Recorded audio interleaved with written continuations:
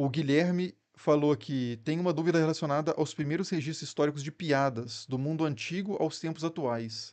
O humor existe somente no contexto dele, ou existe um humor da experiência humana que transpassa pelo tempo? As piadas mais antigas que eu já li são piadas gregas do quarto século depois de Cristo. Eu fiz até um vídeo, tem muito tempo isso. Fiz um vídeo contando algumas piadas de um livro que chama Filógelos, que é o amante do riso, né? Que é uma coleção de piadas gregas do século IV depois de Cristo. E tem muitas muito engraçadas. Então eu acho que tem sim uma dimensão. Bom, a gente ainda continua muito grego culturalmente, então isso pode ajudar. Certamente o humor tem um componente cultural muito grande, mas tem algumas teorias de uma base biológica do humor, né? O Freud, por exemplo, escreveu sobre o riso, sobre o humor. O Henri Bergson também tem um livro sobre o riso em que eles buscam teorias sobre o humor. Acho que o Kant escreveu também sobre o riso. Ele fala sobre a ideia de inversão e a quebra de expectativas, né? São dois temas que seriam meio que universais no humor. Quando você fala algo que vai contra as expectativas, e sobretudo a inversão é um tipo de quebra de expectativa, né? Que é uma quebra de expectativa de estereótipos. Mas não sei. Não sei se há o quanto que há de universal e o quanto que há de biológico, né? Sempre é difícil esse cálculo. Mas tem muitos teóricos, né, que escreveram sobre isso. Conta uma piada aí do Filógelos. Deixa eu ver se eu acho fácil aqui.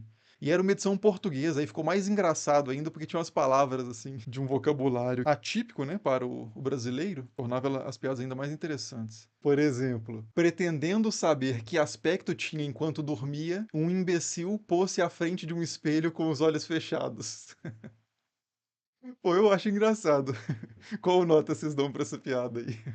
Nota zero. Coitado dos caras. Aí, várias notas 10. 7 de 10? Justo. Nota zero. Vamos mais uma então, mais uma chance aqui pro Filógelos. Essa é muito boa. Um simplório que estava envolvido num processo de tribunal, tendo ouvido que os julgamentos mais justos eram os do Hades, enforcou-se. E aí? Essa aqui você tem que pegar o contexto, né? Aí eu vou explicar a piada, ela vai perder a graça, que ela já não tinha, né? Mas tudo bem. Um simplório que estava envolvido num processo de tribunal, tendo ouvido que os julgamentos mais justos eram os do Hades, o Hades é a região dos mortos, certo?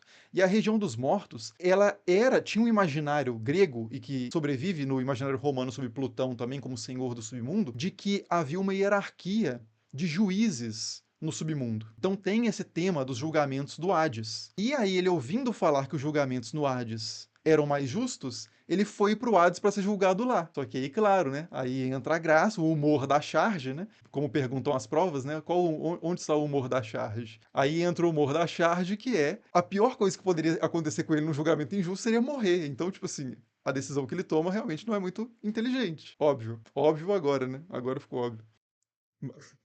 Nota de falecimento, muito bom.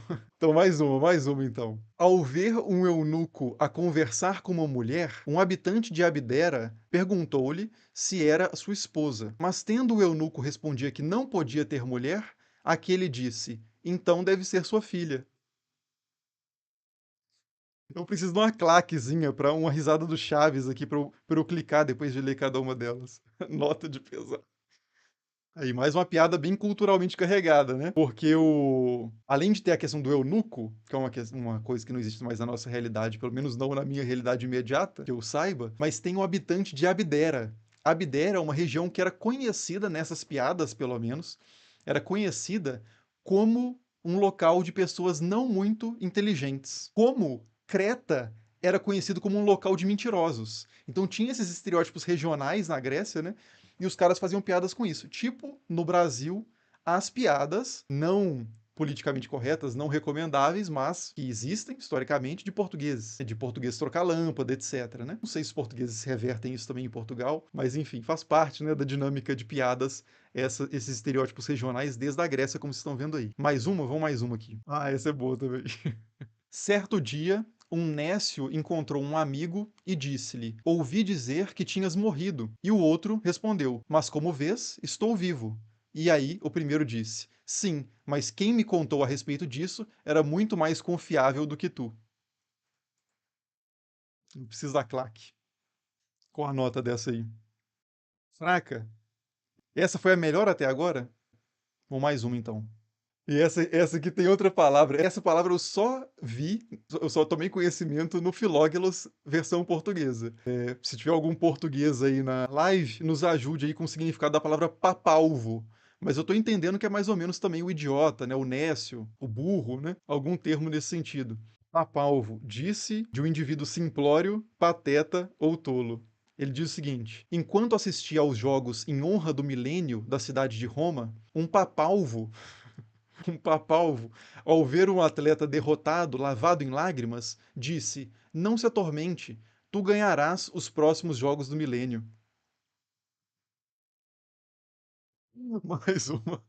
Essa é boa também. Quando escalou uma montanha escarpada, ao regressar à casa de uma viagem, um simplório admirado constatou: não consigo entender. Da primeira vez que passei por aqui, era uma descida. Como é possível que tenha mudado tão depressa para uma subida? Mais uma, é a última, e para fechar, hein? Um idiota tentou ensinar o seu burro a não comer tanto, não lhe dando alimento. Todavia, quando o burro morreu, ele exclamou: que grande desgraça! Mal eu o tinha ensinado a não comer, morreu. Alguém perguntou que a expressão idiota já existia? Não exatamente essa, né? O texto original é em grego, a gente tá lendo uma tradução em português. Hein? Continua, manda mais. Tá muito bom. Bom, vou mais uma então, hein? Deixa eu pegar uma boa aqui. Tá, essa é longa pra caramba. Vamos ver se eu consigo contar essa. Tá, vamos lá, vamos lá. Um xexé, um careca e um barbeiro. De novo, xexé eu imagino que seja o mesmo que um papalvo, né? Um idiota. Um xexé, um careca e um barbeiro foram juntos a uma viagem. Até a estrutura dela lembra, né? Um português, um italiano e um carioca entraram no bar, né? Um xexé, um careca e um barbeiro foram juntos a uma viagem. Tendo acampado num local remoto, concordaram em ficar alertas aos seus pertences por turnos de 4 horas. O barbeiro ficou com o primeiro turno e, pretendendo ter um pouco de diversão, rapou a cabeça do xexé enquanto ele dormia. Então, vamos entender o que é a piada até agora, né? Então, um xexé, um careca e um barbeiro foram juntos para uma viagem, eles ficaram no local remoto, alguém ficou de guarda, eles definiram turnos, e aí quem faria o primeiro turno era o barbeiro. E aí, pretendendo ter um pouco de diversão, ele rapou a cabeça do xexé enquanto ele dormia. Depois, ele acordou o xexé quando seu turno acabou, e ao esfregar a cabeça quando despertou, o xexé descobriu que estava careca e então exclamou: que idiota esse barbeiro é! Ele acordou o careca em vez de mim. Essa é bem bolada, pelo menos, né? Essa é muito bem bolada. Vocês podem não ter rido, mas as piadas têm méritos. Essa é boa, essa é boa. Essa foi a melhor até então.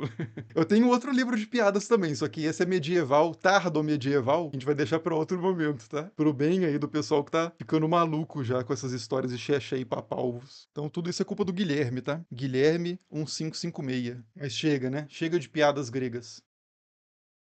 Tô lendo piadas. Minha esposa me perguntou aqui carinhosamente: o que que você tá arrumando?